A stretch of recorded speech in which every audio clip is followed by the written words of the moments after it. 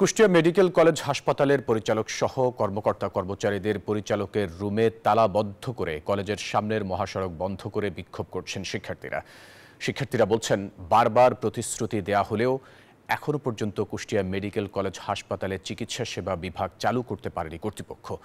হাসপাতালের নির্মাণ কাজ শেষ হলেও চিকিৎসা সেবা কার্যক্রম চালু না হওয়ায় প্রতিদিনই বাড়তি রোগীর চাপ সামলাতে হিমশিম খেতে হয় চিকিৎসক ও স্বাস্থ্যকর্মীদের।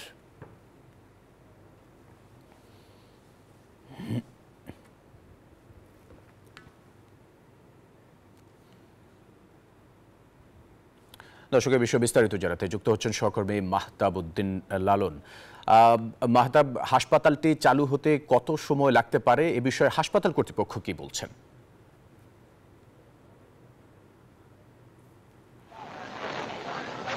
ফয়সাল, কুষ্টিয়া মেডিকেল কলেজ হাসপাতালের স্বাস্থ্যসেবা বিভাগ সেটি কিন্তু 1 ফেব্রুয়ারি থেকে চালু হওয়ার কথা ছিল।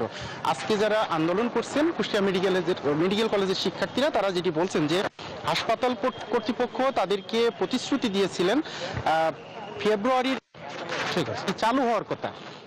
তো সেই হিসেবে কিন্তু হাসপাতালটি চালু হয়নি। এই হাসপাতালটি চালু হওয়ার পর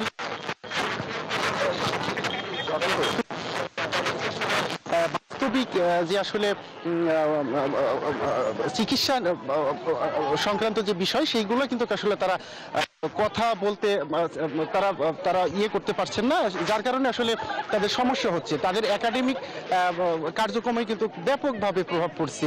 পাশাপাশি কুষ্টিয়া সহ এই অঞ্চলের যারা আসলে স্বাস্থ্যসেবা নিতে আসছেন, তারাও কিন্তু কাঙ্ক্ষিত স্বাস্থ্যসেবা পাচ্ছেন না। আমি একজন শিক্ষার্থীর সাথে কথা বলতে চাই। আপনারা কি দাবিতে আজকে আপনাদের হাসপাতালের পরিচালককে তালাবদ্ধ করেছেন, কি দাবিতে?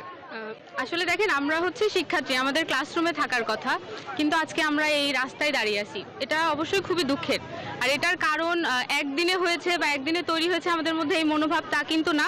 আমরা বরাবরই বিভিন্ন রকম হতাশার কথাবার্তাই শুনে আসছি শুরু থেকে। আপনারা জানেন হয়তোবা 3 মাস হলো আমরা প্রশাসনিকভাবে অনুমোদন পেয়েছি, কিন্তু এখনো আমাদের হসপিটাল পূর্ণাঙ্গভাবে চালু হয়নি। যেটা আমাদের কাছে যতবারই আমরা বিভিন্নভাবে জানতে চেয়েছি, তাদের কাছে কখনোই সদুত্তর পাইনি এবং তারা সব সময় বিভিন্ন রকম বাহানা দেখিয়ে গেছে, যেটা আপনারা আজকেও দেখেছেন। আজকেও তারা এরকমই বলল, আমাদের যন্ত্রপাতির ঘাটতি, আমাদের লোকবলের ঘাটতি। আসলে এই ঘাটতিটা যে কাদের, এটা আসলে আমরা বুঝতে পারছি না। তার উত্তর শুনছিলেন ফয়সাল, শিক্ষার্থীরা যেটি বলছেন যে আসলে 2012 সালে কিন্তু কুষ্টিয়া মেডিকেল কলেজের যে আসলে অনুমোদন হয় এবং নির্মাণ কাজ শুরু হয়, 13 বছর শেষ হলেও কিন্তু এখন পর্যন্ত পূর্ণাঙ্গভাবে এই হাসপাতালটি চিকিৎসা সেবা কার্যক্রম কিন্তু চালু করতে পারেনি হাসপাতাল কর্তৃপক্ষ। শিক্ষার্থীরা দাবি করছেন যে অতি দ্রুত এই হাসপাতালের চিকিৎসা সেবা কার্যক্রম চালু করা সম্ভব না হলে তারা আরও কঠোর কর্মসূচিতে যাবেন বলে জানাচ্ছেন। আমি ইতিমধ্যে দেখেছি যে সেনাবাহিনীর পক্ষ থেকে কিন্তু শিক্ষার্থীদের সাথে কথা বলা হচ্ছে।